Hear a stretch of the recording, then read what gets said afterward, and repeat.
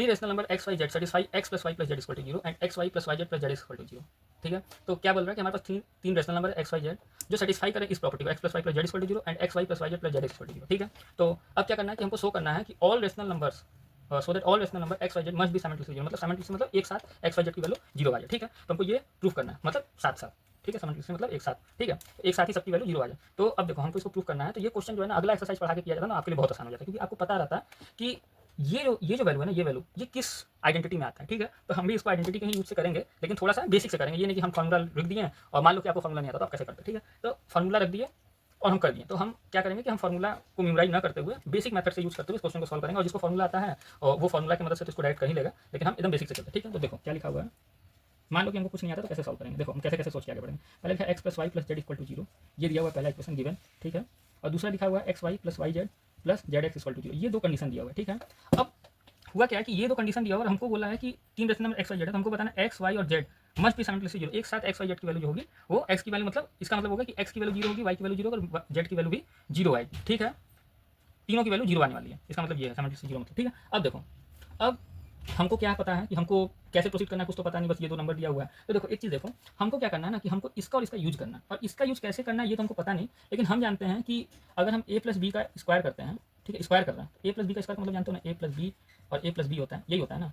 तो इसका मतलब तो ये भी होता है कि आप इसको इसमें मल्टीप्लाई करोगे तो इसको इसमें मल्टीप्लाई करोगे तो ए स्क्वायर आता है, फिर ये इसमें मल्टीप्लाई करोगे तो ए बी आता है। ठीक है, ए बी, ये वाला इसमें मल्टीप्लाई कर रहे हो, ये इसमें मल्टीप्लाई किया तो ए स्क्वायर आया, ये इसमें मल्टीप्लाई किया तो ए भी आया। अब देखो ये इसमें मल्टीप्लाई करोगे तो बी आएगा। तो देखो एक बात याद रखना, आप लोग अभी जहाँ तक पढ़ रहे हो तो ये बी आ रहा है, तो हमेशा जो अल्फाबेट पहले आता है उसको पहले लिखना। ठीक है, तो आपको कोई दिक्कत नहीं होगा, जब बहुत आगे क्लास में जाना तो इन सब चीज़ों का मैटर करती है चीज़ें कि कम्यूटेटिव प्रॉपर्टी होल्ड नहीं करता है तो आपको उसी तरह लिखना पड़ेगा। ठीक है, ऐसे नहीं लिख सकते हो, लेकिन आपकी क्लास तक में ये सब चीज़ें काम चल जाएंगी। आप ए बी को बी ए लिख दो, कोई दिक्कत नहीं है। ठीक है, आप ग्रुप से भी पढ़ोगे, सेट से भी पढ़ोगे, तो ग्रुप से भी पढ़ोगे तो वहाँ ये सब चीज़ों का ध्यान रखा जाता है, तो लेकिन आप अभी कर सकते हो। ठीक है, तो ये बी है तो आप अल्फाबेट जो पहले आएगा उसको पहले लिखना, उसका कैलकुलेशन में आसान होगा। फिर इस बात को ध्यान रखना कि अल्फाबेट जो पहले आएगा उस अल्फाबेट को पहले लिखना, फिर बी को बी से मल्टीप्लाई करो तो बी स्क्वायर आ जाएगा। ठीक है, तो ये क्या आएगा, A square A B plus A B क्या हो जाएगा, two A B plus B square आ गया। देखो होगा क्या कि ए प्लस बी लिखा हुआ है ना, तो ए प्लस बी लिखने पर हमको क्या मिल रहा है, ए स्क्वायर मिल रहा है, बी स्क्वायर मिल रहा है और ए बी टाइप का टर्म मिल रहा है, मतलब कुछ ऐसा मिल रहा है कि एक्स वाई जैसा कुछ मिल रहा है। ठीक है, स्क्वायर करने में तो वही हम सोच के देखते हैं कि इस पूरे टर्म को स्क्वायर कर दो तो शायद नीचे वाला कुछ मिल जाए, शायद मिल जाए, पता तो है नहीं, लेकिन हम कोशिश करते हैं। ठीक है, और कोशिश करके प्रोसीड करते हैं तो देखो क्या होता है।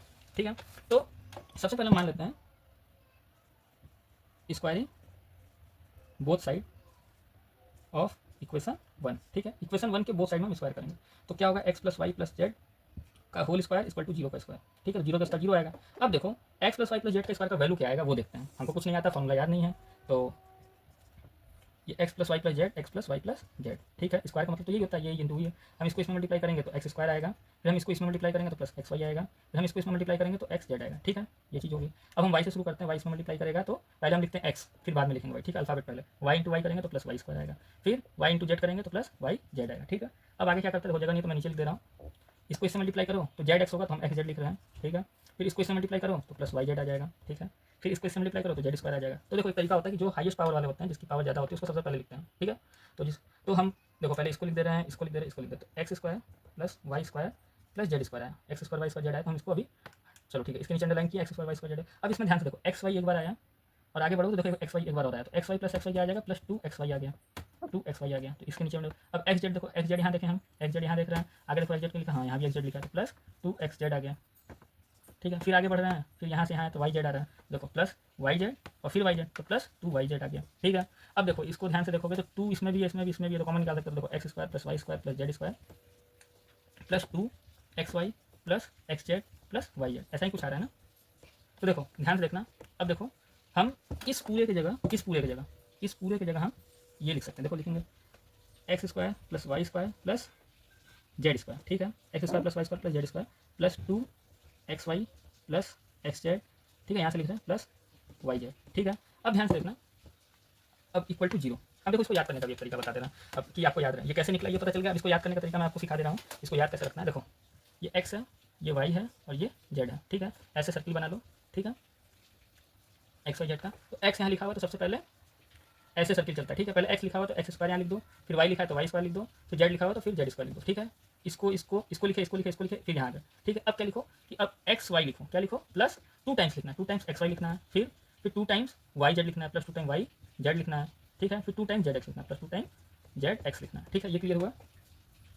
तो हमको क्या मिला, हमको ये मिल गया। देखो क्या मिला, x square Y square z square मिला, उसके क्या मिला हमको 2xy 2y z 2y z, फिर 2zx, ठीक है 2xz, ठीक है 2xz भी मिल गया, ठीक है। तो आप 2 करके भी लिख सकते हो, मैंने 2 कॉमन निकाल लिया। देखो आपको फॉर्मूला मिल गया, ये फॉर्मूला होता है a प्लस बी, ये फॉर्मूला होता है x plus Y plus Z का होल स्क्वायर का जो फॉर्मूला होगा वो ये होगा, ये फॉर्मूला मिल गया, ठीक है। तो ये निकाला कैसे गया वो है, याद करने का तरीका मैंने बता दिया, ये है, ठीक है। अब इसमें प्लस माइनस आता है तो वो भी बहुत आसान होता है, जब आएगा क्वेश्चन तो मैं वो भी अगले चैप्टर में बता दूंगा, ठीक है। अब देखो मैंने क्या किया कि इसमें से 2 को कॉमन निकाल लिया, तो x Y plus Y Z plus z x आया, ठीक है। फिर x square plus Y square plus Z square लिखा। और देखो मैंने 2 कॉमन इसलिए निकाला क्योंकि मेरे को x Y plus Y Z plus z x निकालना था, ठीक है, क्योंकि ये इसमें यूज हो रहा था और इसकी वैल्यू 0 जैसी। अब देखो मैंने क्या किया कि x Y plus Y Z plus z x, देखो एक्स वाई है यहाँ पे, एक्स वाई है, वाई जेड है, जेड एक्स है, जेड एक्स है, ठीक है। एक्स जेड लिखो चाहे जेड एक्स लिखो कोई फर्क नहीं पड़ता है, तो जैसा क्वेश्चन में लिखा हुआ तो मैं जेड एक्स लिख देता हूँ, ठीक है। जेड एक्स भी मिल गया, वाई जेड भी मिल गया और एक्स वाई भी मिल गया। अब देखो ये प्लस में लिखा हो तो इसको पहले लिखो चाहे बाद में लिखो, फर्क कोई नहीं पड़ता, ठीक है, कोई फर्क नहीं पड़ने वाला। इसको पहले लिखो, इसको चाहे बाद में लिखो, 2 इंटू कर दो, इसमें 2 कर दो,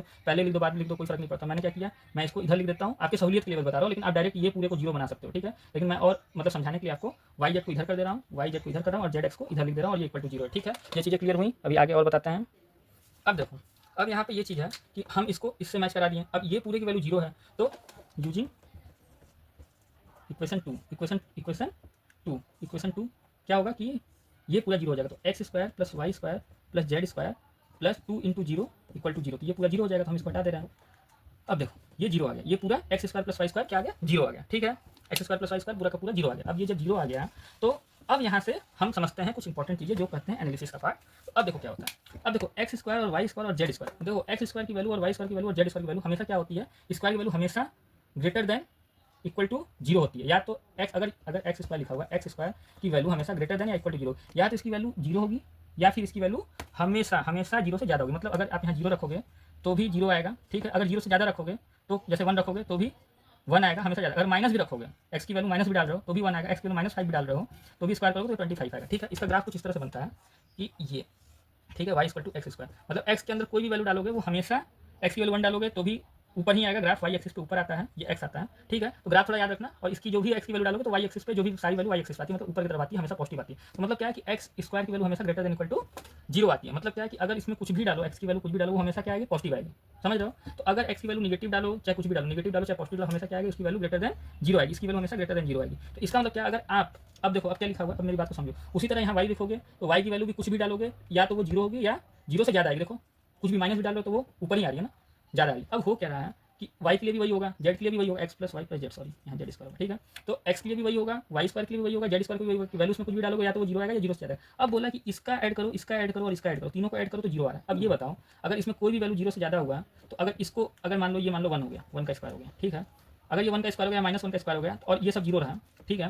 तो ये सब 0 होगा तो कुछ भी करोगे -1 का स्क्वायर करोगे तो ये टोटल तो 1 आ जाएगा, ये साइड में 1 आ जाएगा, इस तरफ 0 आ जाएगा, तो दोनों साइड तो 0 मेंटेन नहीं रहेगा। 0 दोनों साइड 0 कब मेंटेन रहेगा, दोनों साइड 0 तभी मेंटेन रहेगा जब एक्स की भी वैल्यू 0 होगी, वाई की वैल्यू भी 0 होगी और जेड की वैल्यू भी 0 होगी। अगर 0 के अलावा इसमें कोई भी वैल्यू आया तो वो हमेशा पॉजिटिव होगा, और पॉजिटिव होगा तो वो ग्रेटर देन 0 होगा, जो इक्वलिटी को होल्ड नहीं करेगा। इसका मतलब क्या होगा कि एक्स की वैल्यू 0 होनी चाहिए, वाई की वैल्यू 0 भी होनी चाहिए, जेड की वैल्यू 0 होनी चाहिए। बात समझ में आ रहा है। तो यहाँ से हम ये लिखेंगे, since each square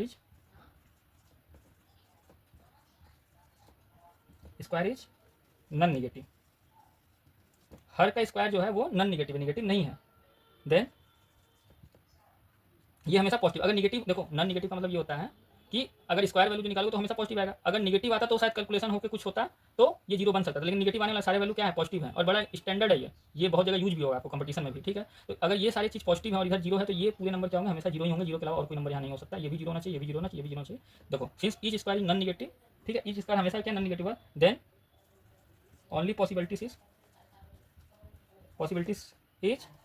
x equal to 0 x Y z equal to 0। इसका मतलब क्या होगा, एक्स वाई के बराबर है, वाई जेड के बराबर, जेड 0 के बराबर। इसका मतलब क्या है कि जेड 0 के बराबर है तो जेड वाई के भी बराबर है और जेड एक्स के बराबर है, तो जेड 0 के बराबर है तो वाई भी 0 के बराबर हो गया और एक्स भी 0 के बराबर। इसका मतलब क्या होगा, hence x equal to 0, y equal to 0 and z equal to 0, ठीक है। इसका मतलब यही हुआ, समझ में आया बात कि ये इसके बराबर है, ये इसके बराबर है, ये 0 के बराबर है, तो ये 0 के बराबर है, ये इसके बराबर था, ये इसके बराबर था तो ये भी 0 के बराबर हो गया क्योंकि ये 0 था, और ये इसके बराबर था तो ये भी 0 है, तो इसका मतलब ये भी 0 हो गया। बात क्लियर होगा। ये चीज़ें थोड़ी सी समझनी थी और यहाँ पे आपका क्वेश्चन वाला हो गया सॉल्व।